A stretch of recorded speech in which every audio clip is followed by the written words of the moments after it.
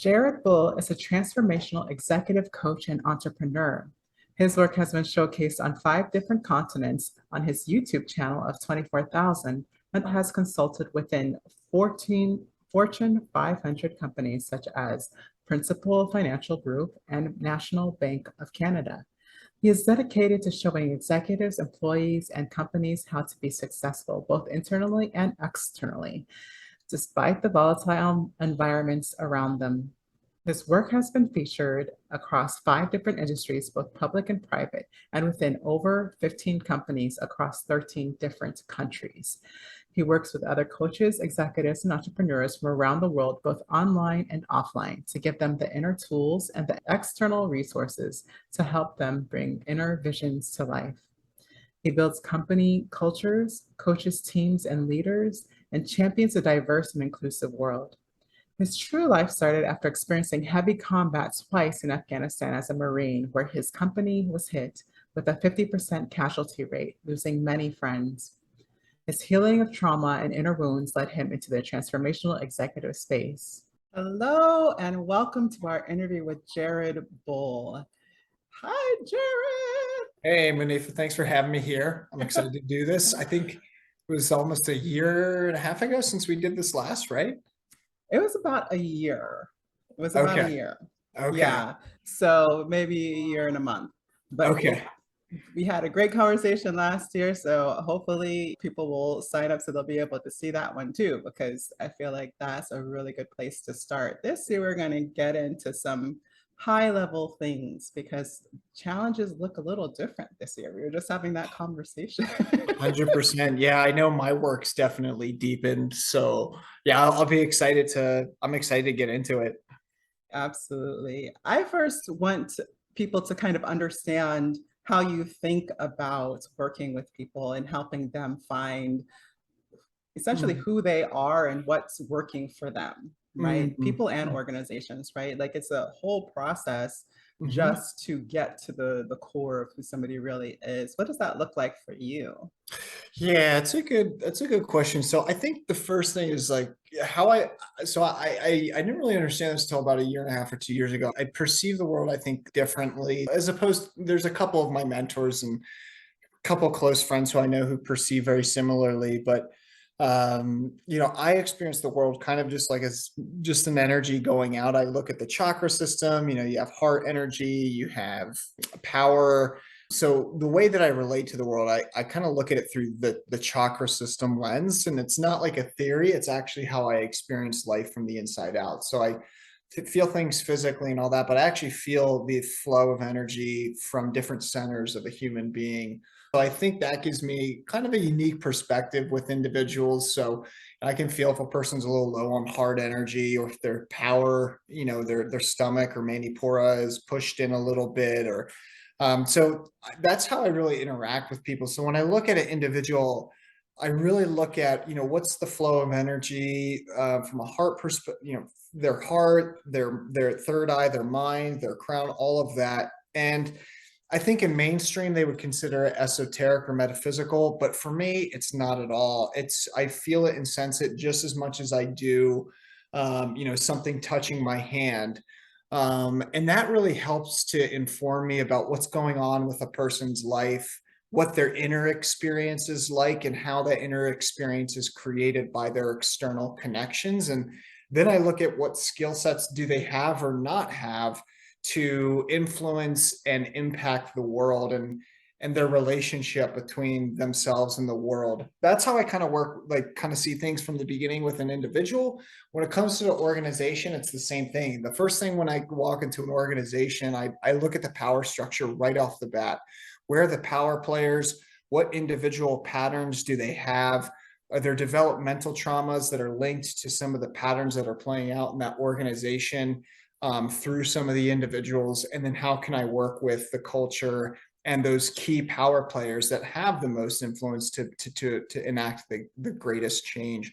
Just to give you a perfect example, like I was working with a Fortune 200 company, Principal Financial Group, recently. And when I went in there, there's a couple individuals who were pretty much it's a huge company. You got about 27,000 people, but a majority of the executives and C-suite level individuals are kind of running the show. So I look at who are the major power players at that C-suite level. What are the challenges that they're dealing with? What's the political nature that they're dealing with? And then how can I go into that organization and impact those key individuals to have the most impact in the organization? So yeah, right away I look for the power structure when it comes to an organization, and that allows me to have the biggest impact as soon as possible. Very cool.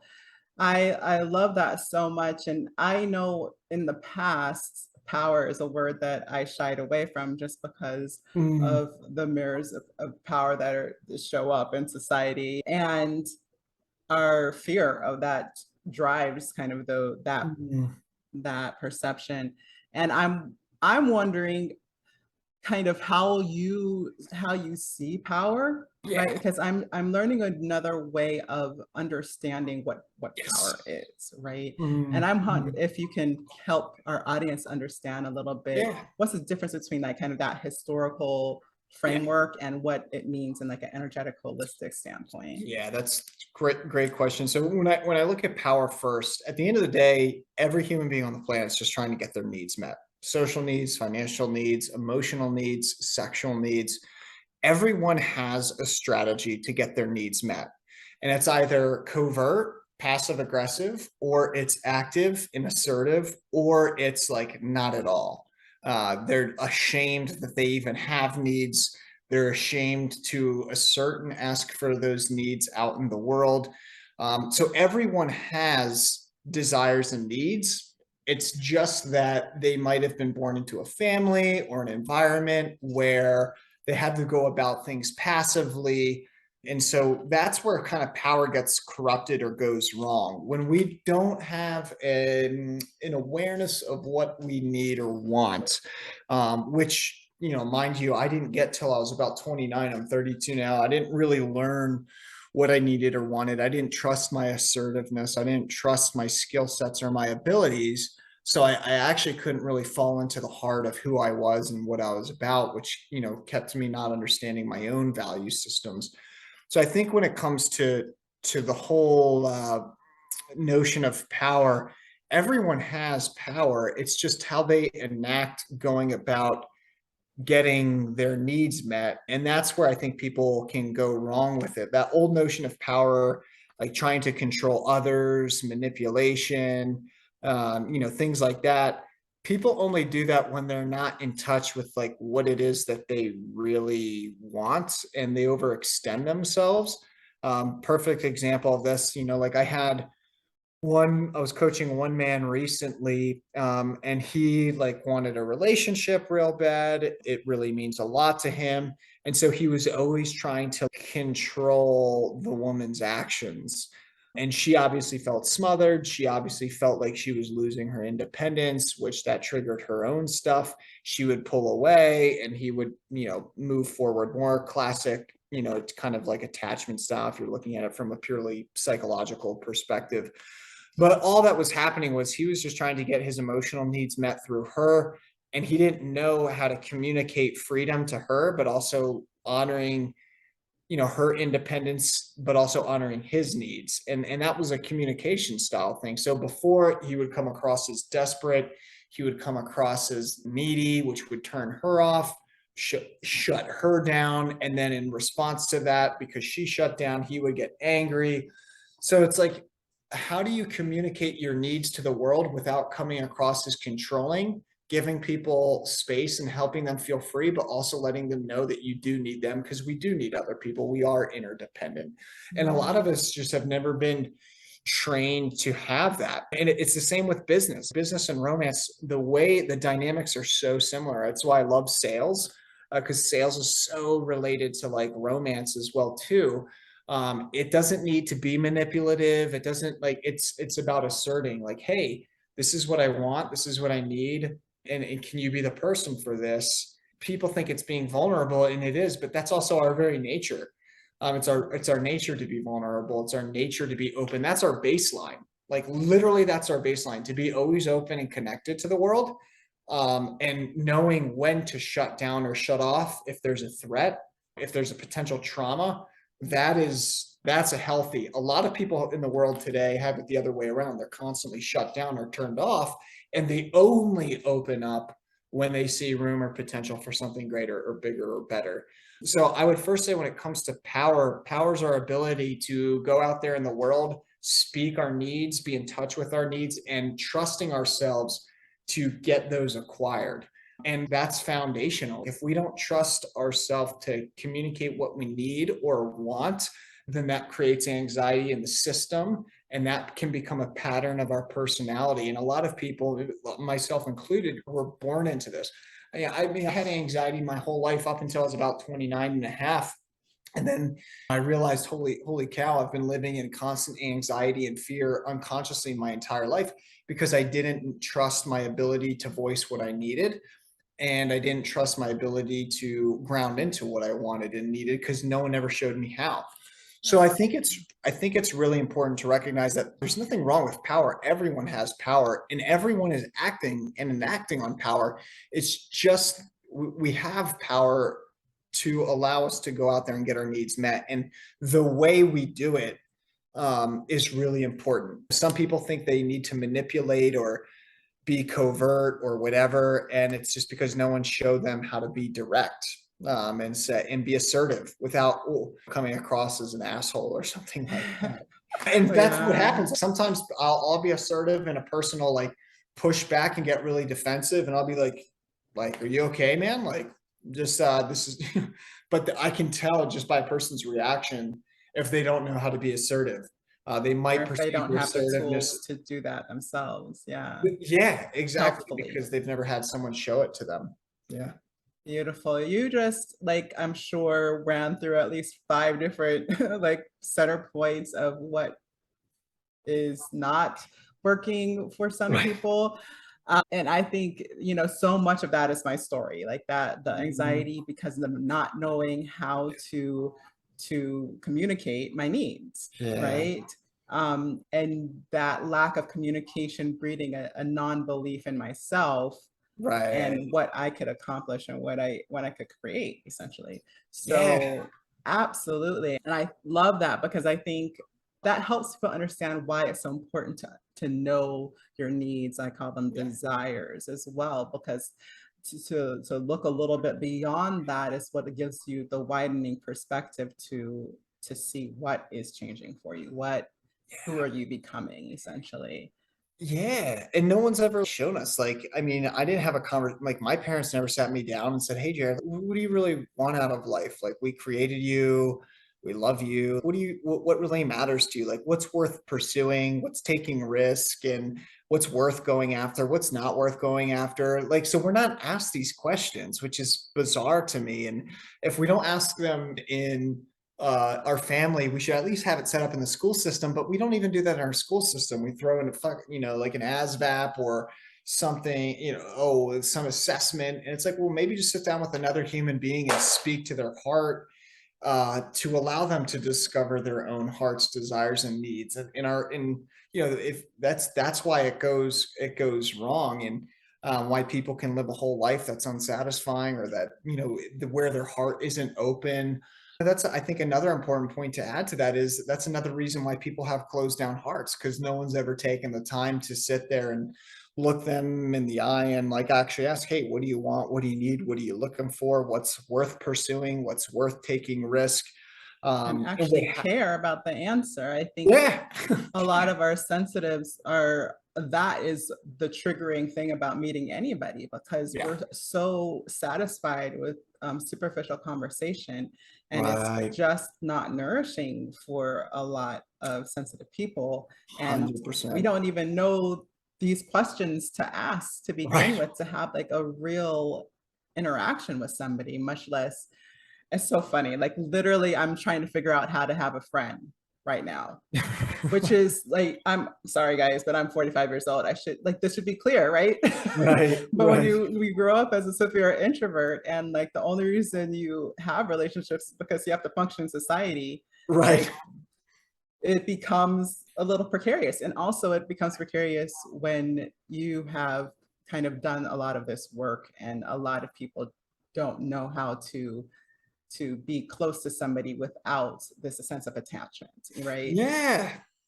Yeah, and we can create that too, like I had one friend who was a potential client last year, and he's a brilliant guy, and he was on one of my programs, and he was like, Jared, I think you're great at what you do, but I don't really want anything business wise. I just need a friend right now. And I was like, hey man, I appreciate that emotional maturity and communication. And you're pretty cool. Like, yeah, man, that's cool with me.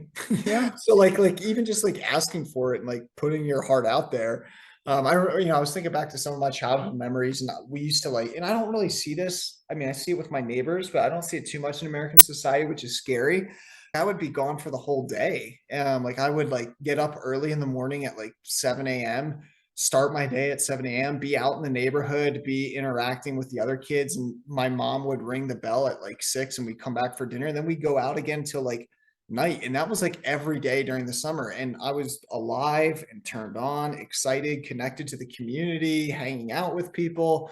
And like I think sometimes people forget that's what makes us happy as human beings, and it's totally normal and natural. And so I think having that sense of connection to humanity and your needs and drawing boundaries. If we don't trust our voice to speak up for our needs and draw boundaries, our heart will naturally close. And so that's a big thing that I see when people are out there in the world. And you maybe come across people who are trying to develop a business type of relationship or a romantic type of relationship or whatever it may be. Navigating that can be messy. Hey, it seems like you're interested in a romantic relationship. Totally understand that. I actually don't want that. I just want to be your friend. Or, hey, it seems like you're interested in a business relationship. Totally understand that. I actually don't want that. I'm looking more just for a regular friendship. And so learning how to communicate your heart's desires allows your heart to stay open without it shutting down. Because what human beings unconsciously do is they put walls around their heart when they don't trust their voice to speak up for their heart's needs. So what they do is they put walls around their heart so they feel safe going out in the world. They keep themselves blocked off. And then it's like, well, you feel safe out there in the world because you got walls around your heart, but you're not connecting with anyone. And that creates darkness and shadow internally. So it's really important to learn the skill of communication and get your voice back online and connect that to your heart's desires and develop the self-trust to communicate and speak about your heart's desires, whether it's social needs, financial needs, sexual needs, whatever it may be. Because when you trust yourself in all those areas, your heart stays open. You can trust yourself to draw boundaries with your voice and create boundaries with your voice. People who don't know how to draw healthy, effective boundaries with their voice end up with calloused hearts naturally, which creates a lot of darkness because that's how they feel safe. They're like, oh, I don't, Absolutely. like I don't know how to draw boundaries with my voice, so I'm just going to put walls around my heart, and those are the boundaries. Yeah. So it's learning that as well too. And when you've lived that way with your personality for for me it was 29 years. It creates a lot of pain and a lot of personality that isn't actually who we really are. And so really at the core of my work, I mean, that's pretty much what I'm always looking to do. It doesn't matter whether I'm in a Fortune 500 company or I'm coaching an individual around relationship or coaching an individual around negotiations and business. At the end of the day, it's learning how to connect your heart, the energetic center of your heart, with your voice, speak up for your needs so you can bring into your world what you want, and so you can filter and keep out what you don't want, and trust Absolutely. yourself to do that. And when you can trust yourself to do that, you'll feel safe no matter where you go. Yes, absolutely. And what I know is that we essentially acquire these tools out of necessity to grow in and of ourselves as communicators, as leaders, as Mm. coaches. So I would like to hear a little bit about that story. How did you come to this understanding? What kind of brought you to be interested in this at such a deep level? Yeah, thanks for sharing this movie. Incredible amounts of pain, incredible amounts of physical, emotional, mental, social, financial pain, all of it, right? Right. And the ironic thing I think about pain is once you go through it and you extract the wisdom and the intelligence from it, because that's what pain is. It's trying to tell you something that you need to learn or something. And once you get that, and you get to the other side of it, you don't even remember. But I mean, my story obviously was like there was a lot of physical and emotional abuse in my family, unconsciously, parents who didn't know how to ask or speak up for what they need, both anxious attachment styles, very confused about how to manage life and didn't trust their abilities to manage and move through life. And so I think that being born into that family, there was definitely emotion, there was a scarcity of emotional resources such as love, attention, and affection. So that definitely hindered my development. So I had a lot of anger around my mother, and there was a lot of competition for my mother's love growing up between my brothers. So I ended up going to war, did 2 combat deployments there. And war is definitely one of those edge of experiences, like taking another human life, being hunted. It is the edge of the human experience, right? So having that experience really and seeing the fullness of, I guess, the destructive nature of humanity expressed right in front of you really causes you to go inward pretty quickly and be relentless with it. So for as much as I went outside of myself to go to war and stuff like that, that all of that energy kind of got turned inward after I had that experience. And I remember coming back and just being like, why did I go there? What was it really about? What was the internal psyche and heart and motivation behind going there outside of patriotism and all? 9/11 definitely impacted me. I remember making that promise to myself, like to find the people who did that. When I saw that happen, which ironically we just had the anniversary a couple days ago. So when I went to war, it really made me question, what does it mean to be human? How did I get here? What's human life about?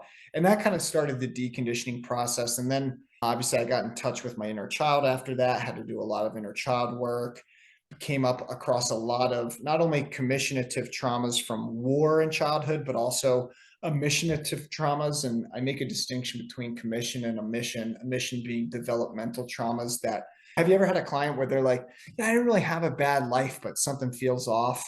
Yeah, Whenever that's someone me. tells me that, what's that? Yeah, that's myself. Like, Yeah, when you're healing yourself, you have to like kind of right. point these things out. And that's one of my stories. Like, I don't know why I would feel like I needed to protect myself at such a high level when I had a fairly decent childhood. Right, Yeah. 100%. And those are usually developmental traumas where there was like a natural human developmental need that wasn't met. And those are more subtle. Those are way more subtle, but you can definitely spot them if you do the work. So I started diving into the commissionative traumas, physical, emotional abuse, all that other stuff. But then once I healed those, I started diving deeper into the developmental ones and healing those. And it probably wasn't until I was like 29, late 29, early 30 years old, where I really did feel like the world was my oyster. Am I saying that right? Is that the right phrase? That sounds right Yeah. to me. Sounds Like good. any pearl that I wanted out of it, whether it was money, relationship, I knew I had the skill set and the wherewithal to go out there and get it. And that's, I think that's important to give to it. That's the greatest gift I think you can give to yourself and another human being, right?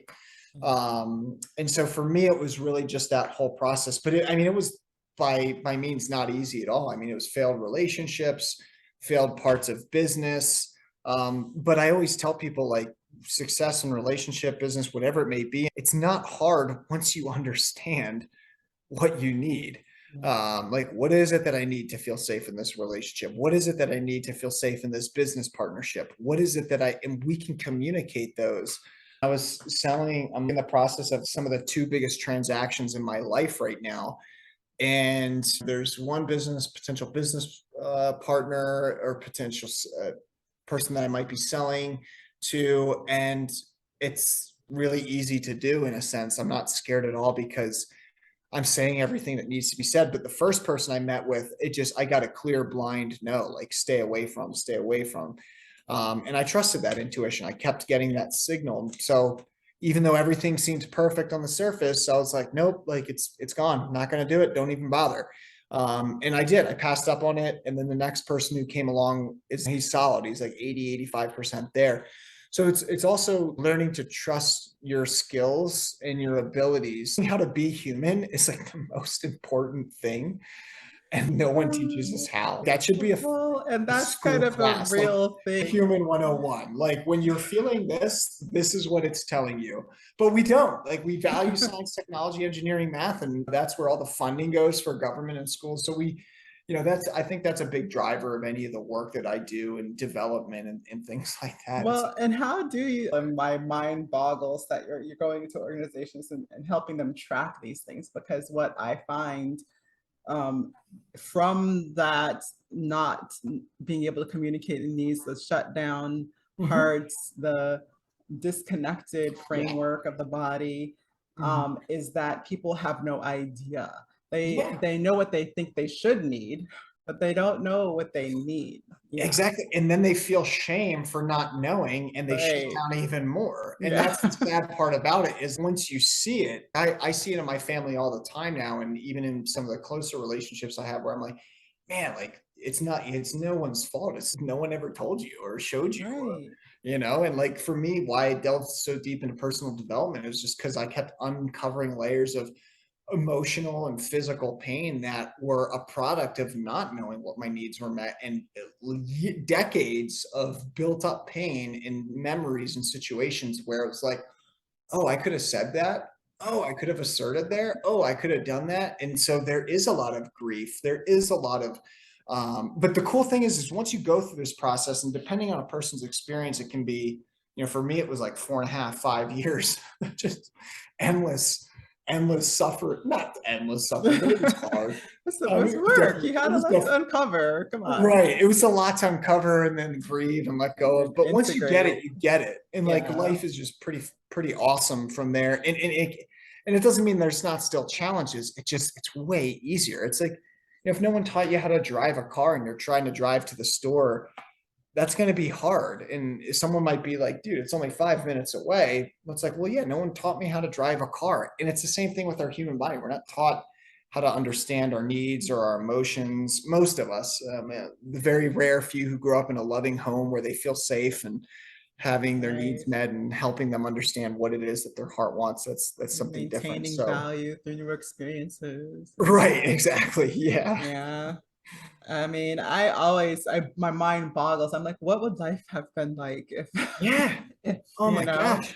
it would have Yeah. probably been so different. But what is the gift from having these experiences is that you can so clearly help other people down that road because Right. you've had to deal with these really, for me, it's like these really subtle but like detrimental Yeah. Mhm. lockdowns in my energy body. Right. And like for you, it's like, oh well, you started with the rough patch and then you see how rough it really gets, how humans really can Yeah.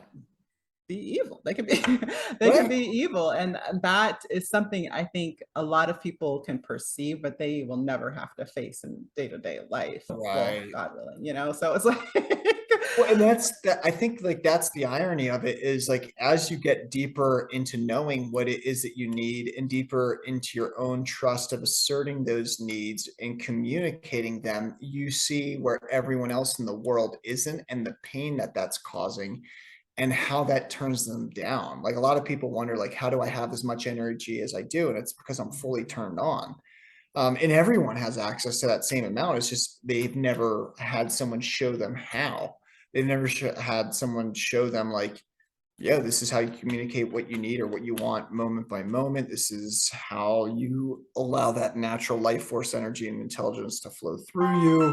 They just haven't been given those skills or tools. And so parts of them are literally dead, like parts yeah. of their heart, parts of their body, which eventually manifests as, disease or illness. But I mean, I even remember when I was working with Michael, back when I was 29, like there were parts of my heart where I was like, oh my gosh, this has been dead. I was born into Yeah. this deadness. Like my heart was closed down in certain areas because I wasn't giving it a voice and no one had shown me how to give it a voice. But then once you trust yourself to give your heart a voice always, bad stuff doesn't really happen that much because like the heart always knows. Right. Everyone is connected via the heart, all things, everything. There's infinite amount of intelligence and wisdom there. And if your voice is connected to it, you pretty much know anything at every in regardless to like what's going on with the person or in an environment, you pretty much know everything right away as long as you just stay connected to that. And that's your biggest asset in everything from romance to business, and then learning to trust that intelligence. But once you trust that intelligence and you kind of blend and merge with that and move through those painful layers built over time, I mean, really, it's not that bad. It's actually pretty easy. I mean, there's still pain and there's still, there's still hardships and stuff, but you just kind of move through it quicker, and you get to see trajectories. Like I see trajectories in my own life of people and stuff like that, just because you can kind of see the patterns that are running them, and it's kind of like math at that point. So it's really fascinating work. And I always tell the classes and in my trainings and even in organizations, like this is the most important work in the world, I think, right now. And obviously I'm biased given my profession, but never before in the world has there been more technology, free access to internet, free access to any bit of information at our fingertips. International travel, that's relatively new. That's only a few decades old, affordable international travel. Smartphones, that's only a decade old. Internet's about 15 years old. And so now you're having human beings, and the human experience is changing absolutely rapidly. And a lot of the research is actually showing this, that later generations are having 4, 5, 6 times worth of lifetime experience as opposed to baby boomers or some of the other generations. So these principles, this understanding of ourselves and how our energy system works, which I think really isn't new knowledge. I mean, you could say it's ancient knowledge, just the modern world has forgotten. I think it's really important for the times. I mean, we have every single comfort known to man in the modern world, but a lot of people still aren't happy, and they don't have those things that they need, and it's because they don't have those emotional skills, communicational skills, relational skills to really keep the heart online and open and life satisfying and fulfilling and sunny. Absolutely. That's one of the reasons I invite you, because you have such a way of speaking to it with such clarity of helping people understand what is the point, what's really valuable, because a lot of us are really trying to fix the external without having any idea what this internal Yeah. landscape is doing to Mm. our logical thinking Right. processes, and when that happens, then we don't know what's going on. We don't know, and we assume it's something that's wrong with us instead of what needs to be clarified in our needs and Mm. desires, and how do we Mm. communicate that. Mm. So I'm so thankful for you being here and helping us get a little glimpse into what is going on. I feel like we could do like a whole series of these and not get to everything, but 100%. We totally could. absolutely. But again, I feel like there's a lot of beautiful entry points where that people can really start to see what it would look like for them to have an open heart and being Mm. powerful and impactful in the world. And Yeah. it's so possible, even if you are the most sensitive human being, and take it from people who have their own stories of trauma, that it's possible, right? Thanks for sharing that, Manny. And if I can close up on this message, like that's our nature. Like that's literally who we are. Like all a person has to do is trust to fall back into their nature. There's no need for forcing, there's no need for pushing. It's literally who we are. Like that is our actual nature. But I think we just haven't been shown how to fall back into and trust that natural process. I mean, because that's very scary, especially for I think people who grow up in more modern countries where force, power, domination is like considered strength when it's actually definitely a cover up for insecurity. Absolutely. Yes, absolutely.